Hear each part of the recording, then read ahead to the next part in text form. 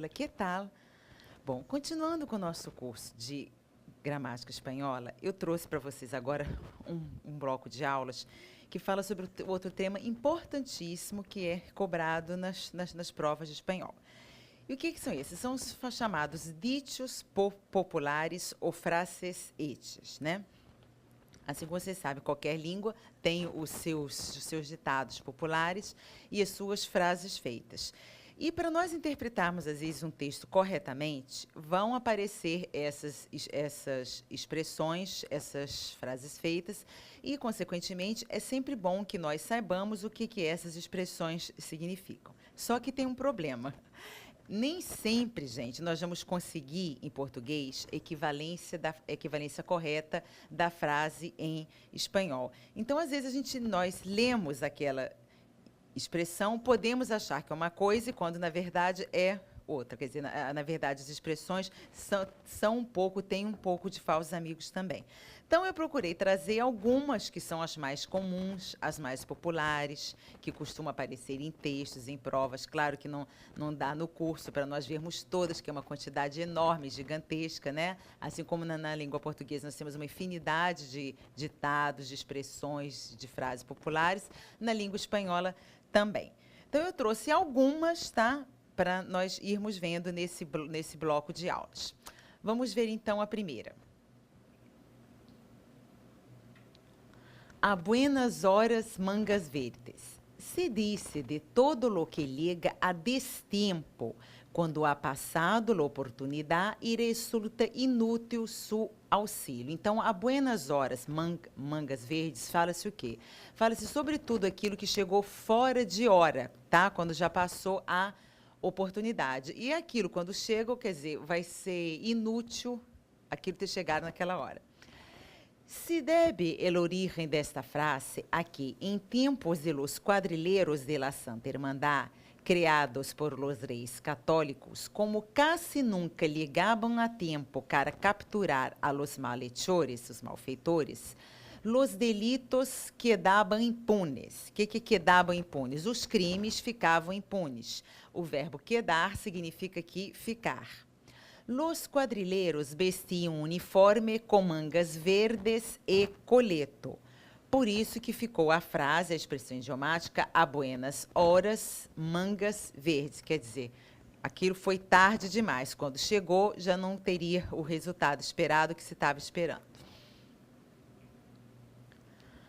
Armar-se la mare morena. Armar-se la mare morena equivale mais ou menos em português a armar um barraco, tá? Rodar a baiana, armar um barraco. Essa que seria a tradução, a equivalência da expressão armar-se la mare morena. Esta expressão significa armar-se na granrinha ou pendência. Según parece, tuvo su origen en las quimeras que armó en el siglo XVI una tabernera de Madrid, conocida por el nombre de Maria Morena ou Mari Morena, tá? Então, repetindo, a expressão idiomática armar-se la Mari Morena equivale em português a armar um barraco ou rodar a baiana. Vamos para a próxima. A la verrez, viruelas. Verrez significa velhice. La viruela ou viruelas era uma enfermidade vírica, quer dizer, uma enfermidade viral, contagiosa, que afetava principalmente a niños e adolescentes. Niños e adolescentes afetava principalmente crianças e adolescentes. E que, uma vez curada, derraba cicatrizes indeléveis. Portanto, não era uma infecção própria de pessoas de idade avançada, de avançada idade. Esta expressão é o título de uma comédia de 1817. Se trata de uma obra em prosa que narra as vicissitudes de dois viejos enamorados. Alguns creem que o dicho surgiu a raiz do estreno de la comédia em 1824. O que é raiz del estreno? Essa expressão idiomática também, quem quiser anotar aí, olha, a raiz del. A raiz dele significa o quê? Por causa disso, tá? Em razão, em virtude de. Então, quem quiser anotar, Já dentro da expressão a laverres viruelas, nós aprendemos mais uma, que é a raiz de. A raiz de, repetindo, é por causa disso, por causa de, em virtude disso, devido a. Estreno de la comédia é estreia da comédia. La frase alude a quienes se enamoram tardiamente, já quienes realizam aventuras no usuales para sua edad, sendo essas mais próprias de la juventud.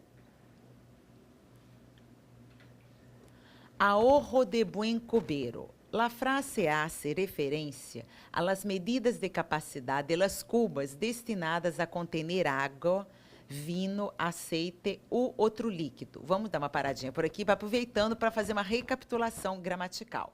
Então, ó, a frase faz referência às medidas de capacidade das cubas destinadas ao quê? A contener água, a guardar água, vinho, aceite, que pode ser azeite ou óleo, ou outro líquido. Por que que na frente do outro vem o U? Por que que a conjunção usada foi o U? Muito bem, você já sabe, porque a palavra outro começa por O. Então, por isso que é o outro líquido. Las cubas eram fabricadas una a una por el cubero e sua capacidade variava enormemente dependendo das diferentes normativas de medidas dictadas por los senhores feudales. A rio revuelto ganância de pescadores. Esse provérbio que alude a los que medram aproveitando las revueltas e transtornos, a experiência demonstra que os pescadores correm muitos mais pescado em el água turbia que nem la clara. Quer dizer, isso fala que os pescadores eles pegam muito mais peixe na água escura do que na água limpa. Talvez porque quando el água, outra coisa aí, gente, por que que é el água não é la água?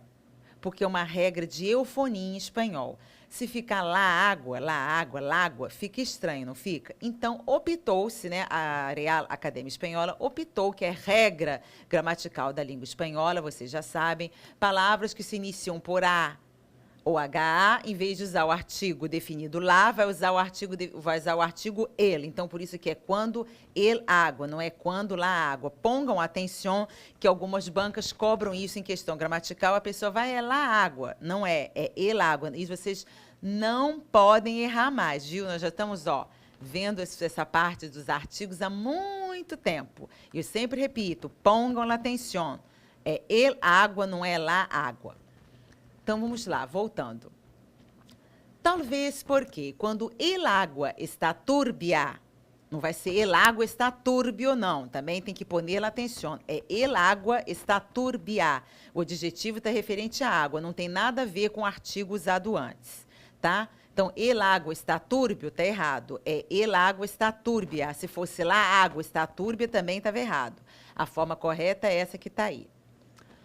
Los peces no ven los peligros que corren e caem mais facilmente en ellos. De aqui nació el outro modismo, pescar em água turbia, como sinônimo de hacer su negócio e aproveitar-se de desordem que talvez seja promovido com dicho fim, com essa finalidade. Los griegos decían en el mismo sentido, enturbiar el agua de lado para pescar anguilas, modismo que Aristófanes aplica ao mal cidadano que provoca desordens a fim de enriquecer-se a expensas del público. Arrimar el ascua a su sardina. O que é? Essa equivale em português a puxar a brasa para a sua sardinha. Aproveitar-se de circunstâncias favoráveis ou a ser um uso egoísta de determinada situação. Dizem alguns que antânio é uma palavra que significa antigamente, outrora, que antânio soliam dar sardinas, soliam vem do verbo soler, que significa costumar. Soliam dar sardinas a los trabajadores de los cortijos que ellos asaban en la candela, en la lumbre de los caseríos.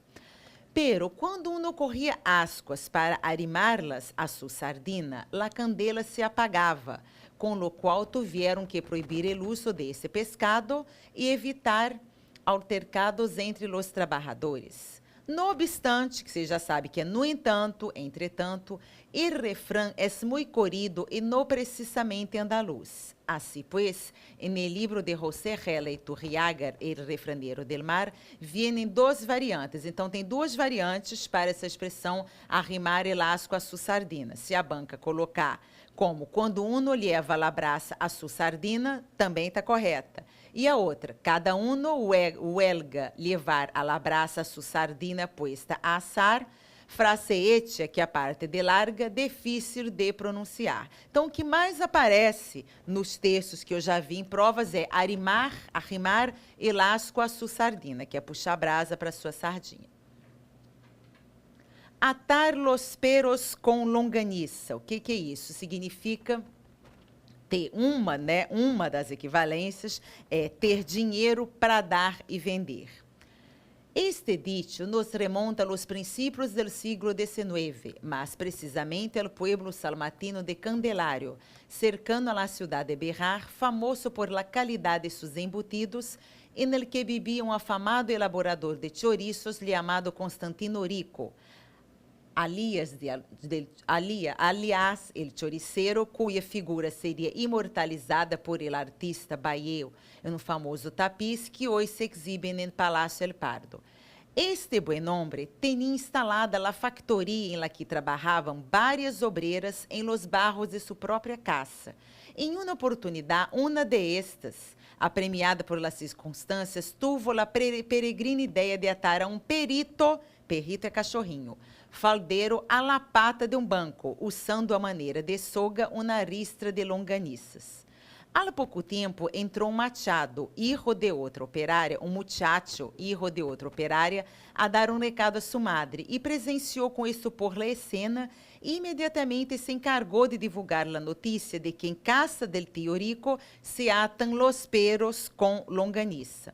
La expresión, no hace falta decirlo, tuvo inmediata aceptación en el pueblo y desde entonces se hizo sinónimo de exageración en la demostración de la opulência y el derrote. Mas em português, você vê que às vezes a expressão em espanhol não tem nada a ver uma coisa com a outra do que nós podemos dizer em português. Eu pesquisei nos dicionários que eu uso, né, fiz pesquisas e a melhor equivalência, né, na nossa língua portuguesa para atar los perros com longaniça é ter dinheiro para dar e vender. Brindar, origem. La costumbre de chocar los vasos a copa. Chocar o que é bater, né? Bater os vasos. O que são os vasos? Os vasos não são vasos de planta não, viu, gente? Vasos são copos.